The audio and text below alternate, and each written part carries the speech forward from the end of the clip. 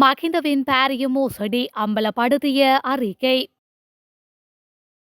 ஜூனில் மேற்கொள்ளப்பட உள்ள மின்கட்டண அதிகரிப்பு மக்களுக்கு ஜனாதிபதியின் பேரிடி செய்தி.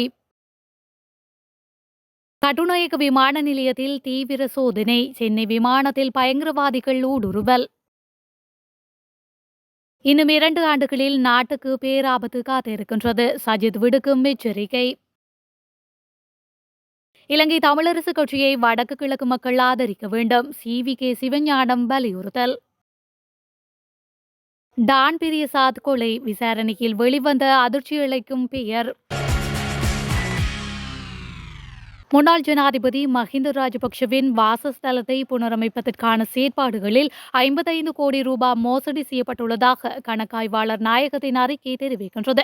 முன்னாள் ஜனாதிபதி மஹிந்த ராஜபக்ஷவிற்கு வழங்கப்பட்டுள்ள விஜயராம இல்லத்தை புனரமைப்பதற்காக கடந்த 2021 ஆண்டின் அக்டோபர் மாதம் 6ஆம் தேதி அமைச்சரவையின் அனுமதி வழங்கப்பட்டிருந்தது. அதன் பின்னர் எந்தவித கேள்வி கோரலுமின்றி ஒப்பந்தக்காரர்கள் பணிக்கு அமர்த்தப்பட்டுள்ளதுடன் புனரமைப்பு வேலைகளுக்காக சுமார் 119 கோடி 62 லட்சம் ரூபாய் செலவிடப்பட்டுள்ளது. இதில் 55 கோடி 70 லட்சம் 30,000 ரூபாய் அளவில் போலியான கொள்வனவு சீட்டு மற்றும் அதிகரித்த விலை கொண்ட கொள்வனவு சீட்டுகள் ஊடாக மோசடி செய்யப்பட்டுள்ளமை கணக்காய்வு அறிக்கைகள் மூலம் தெரியவந்துள்ளது. சம்பவம் தொடர்பில் தற்போதைக்கு மேலதிக விசாரணைகள் முன்னெடுக்கப்பட்டுள்ளமையும் குறிப்பிடத்தக்கது. 2025 ஜூன் மாதத்தில் மின்சார கட்டண திருத்தத்தின் போது கட்டண அதிகரிப்பு மேற்கொள்ளப்படும் என ஜனாதிபதி அனுரகுமார திசாநாயக்க தெரிவித்துள்ளார். தொலைக்காட்சி அரசியல் கலந்துரையாடல் ஒன்றின் போது அவர் இதனை தெரிவித்துள்ளார்.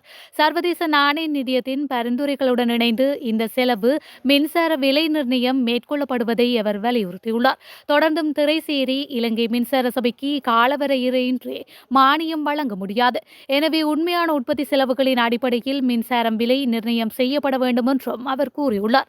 அரசாங்கம் மீன்பிடித்துறை போன்று பாதிக்கப்படக்கூடிய சமூகங்களுக்கு திரைசேரி மூலம் நிவாரணம் வழங்க முடியும்.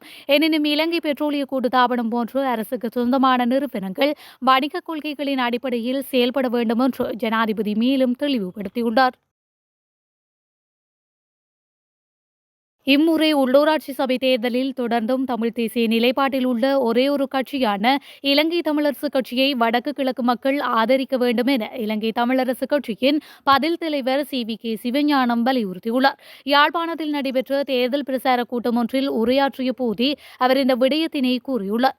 அவர் மேலும் தெரிவிக்கையில், அண்மை காலமாக சிலர் இலங்கை தமிழரசு கட்சியை குறிவைத்து விமர்சித்து வருவதை நாம் அவதானித்துக் கொண்டுதான் வருகின்றோம். எதிர்வரும் மே மாதம் 6ஆம் தேதி உள்ளூராட்சி மன்றங்களுக்கான தேர்தல் இடம்பெறுகின்றது. இந்த தேர்தலில் தெற்கத்திய சிங்கள ஏகாபத்திய கட்சிகள் வடக்கு கிழக்கில் போட்டி போடுகின்றன. இவ்வாறான தெற்கத்திய இனவாத சிங்கள கட்சிகளுக்கு மக்கள் வாக்களிக்க கூடாது என்று நான் ஏற்கனவே கூறியுள்ளேன். இனவாத கட்சியான தேசிய மக்கள் சக்திக்கும் தமிழர் தாயகத்தில் மக்கள் வாக்களிக்க கூடாது என்றும் ஆரம்பம் முதலே கூறி வந்தவன் நான். அத்துடன் சிங்கள தேசிய கட்சிகளை முற்றுமுழுதாக நிராகரித்து தமிழ் தேசிய கட்சிகளுக்கு மக்கள் வாக்களிக்க வேண்டும் என்றும் ஆரம்பம் முதல் நான் வலியுறுத்தி வந்துள்ளேன் என்று அவர் மேலும் தெரிவித்துள்ளார். யாழ் ஊர்காவற்றுறையில் தேர்தல் பிரசாரத்தில் ஈடுபட்ட முன்னாள் அமைச்சர் டக்ளஸ் தேவானந்தா மீது தாக்குதல் மேற்கொள்ள முயன்றவர் நையப்புடைக்கப்பட்டுள்ளார். இந்த சம்பவம் தொடர்பில் மேலும் தெரிய வருவதாவது, ஊர்காவற்றுறை கரம்பன் பகுதியில் நேற்று மாலை தேர்தல் பரப்புரையில் ஈடுபட்ட முன்னாள் அமைச்சர் டக்ளஸ் தேவானந்தாவுடன் அந்த பகுதிக்கு சென்ற முன்னாள் EPDP உறுப்பினர் ஒருவர் குழப்பம் விளைவிக்கும் வகையில் அவருடன் தர்க்கத்தில் ஈடுபட்டார். பலர் சமரசம் செய்ய முயன்ற போதும் அதனை ஏற்க மறுத்து டக்ளஸ் தேவானந்தாவை நெருங்கி தர்க்கத்தில் ஈடுபட்ட அவர் திடீரென டக்ளஸ் தேவானந்தா மீது தாக்க முற்பட்டார். இதனையடுத்து கூடியிருந்தவர்கள் அவரை அங்கிருந்து விரட்டினர். அந்த பகுதியில் பிரச்சார நடவடிக்கை நிறைவடைந்த பின்னர் அந்த நபரின் இல்லத்திற்கு வேனில் சென்ற சிலர் அவரை நையப்புடைத்தனர். இதனால் படுகாயமடைந்தவர் ஊர்காவற்றுறை வைத்தியசாலையில் சேர்க்கப்பட்டு பின்னர் மேலதிக சிகிச்சைக்காக யாழ்ப்பாணம் போதனா வைத்தியசாலைக்கு மாற்றப்பட்டார். நாட்டின் தற்போதைய பொருளாதார நிலையை கருத்தில் கொண்டு 2028ஆம் ஆண்டில் இலங்கையின் கடன்களை திருப்பி செலுத்தும் போது இலங்கை ஆபத்தை எதிர்நோக்கும் என எதிர்க்கட்சித் தலைவர் சஜித் பிரேமதாச தெரிவித்துள்ளார். தொலைக்காட்சி நிகழ்ச்சி ஒன்றில் பங்கேற்று கருத்துரைத்த அவர், முன்னாள் ஜனாதிபதி ரணில் விக்ரமசிங்க தலைமையிலான முன்னைய அரசாங்கம் 2024ஆம் ஆண்டு ஜனாதிபதி தேர்தலுக்கான பிரசார புள்ளியாக பயன்படுத்துவதற்காக 2033 வரை நீடிப்பு பெறும் சாத்தியம் இருந்த போதிலும் 2028ஆம் ஆண்டில் கடன் திருப்பி செலுத்தும் செயல்முறையை ஆரம்பிக்க ஒப்புக்கொண்டதாக சஜித் பிரேமதாச குற்றம் சாட்டினர். ஆனால் அது நாட்டிற்கு அல்லது அதன் மக்களுக்கு எந்த நன்மையையும் கொண்டுவரவில்லை என்றும் கூறியுள்ளார். அத்துடன் அதுவிடயமாக சர்வதேச நாணய நிதியத்துடன் மீண்டும் பேச்சுவார்த்தை நடாத்த தவறியதற்காக தற்போதைய நிர்வாகத்தையும் எதிர்க்கட்சித் தலைவர் விமர்சித்துள்ளார். எனவே 2028ஆம் ஆண்டுக்குள் கடன் திருப்பி செலுத்துதலை ஆரம்பிக்க முடியாவிட்டால் நாடு மற்றொரு மறுசீரமைப்புக்கு உட்படுத்த வேண்டியிருக்கும் என்றும் சஜித் பிரேமதாச மேலும் வலியுறுத்தியுள்ளார். பிரபல பாதாள உலக குழு தலைவர் கஞ்சிபாணி இம்ரானின் வழிகாட்டுதலின் கீழேயே அரசியல் செயற்பாட்டாளர் டான் பிரியசாத் கொலை செய்யப்பட்டதாக விசாரணையில் தெரியவந்துள்ளது. டான் பிரியசாத்தை சுட்டுக் கொன்ற துப்பாக்கி சூடு நடாத்தியவர் நேற்று மதியம் கொழும்பின் குருந்துவாட்டா பகுதியில் வைத்து போலீசாரால் கைது செய்யப்பட்டார். முன்னதாக டான் பிரியசாத்தின் சகோதரரை கொலை செய்ததாக தந்தை மற்றும் மகனான பந்துலப்பியாள் மற்றும் மாதவ சுதர்சன் ஆகியோர் மீது குற்றம் சாட்டப்பட்டது. இந்த சம்பவத்திற்கு பிறகு அவர்கள் தலைமறைவாகினர். இந்த நிலையில் டான் பிரியசாத் கொலையின் பிறகு நடந்த விசாரணையில் சந்தேக நபர் ஒருவர் கைது செய்யப்பட்டுள்ளார். விசாரணையில் காஞ்சிபாணி இம்ரானின் வழிகாட்டுதலின் கீழேயே இந்த கொலை நடந்ததாக சந்தேக நபர் தெரிவித்துள்ளார். கடந்த மாதம் 22ஆம் தேதி கொலன்னாவையில் உள்ள சாலமுள்ள அடுக்குமாடி குடியிருப்பில் டான் பிரியசாத் சுட்டுக் கொல்லப்பட்டமை குறிப்பிடத்தக்கது.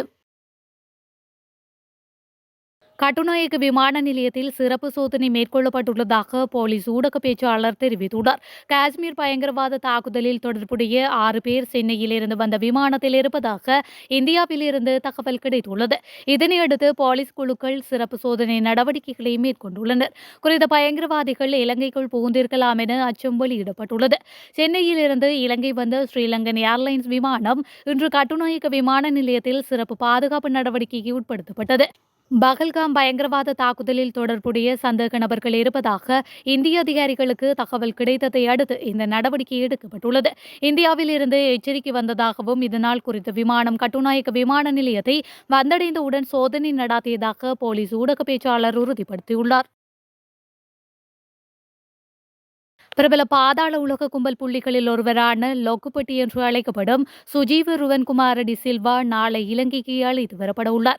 கடந்த வருடம் ஐரோப்பாவின் பொலராஸ் நாட்டில் வைத்து அந்த நாட்டு போலீசாரினால் லொக்குப்பட்டி கைது செய்யப்பட்டிருந்தார்.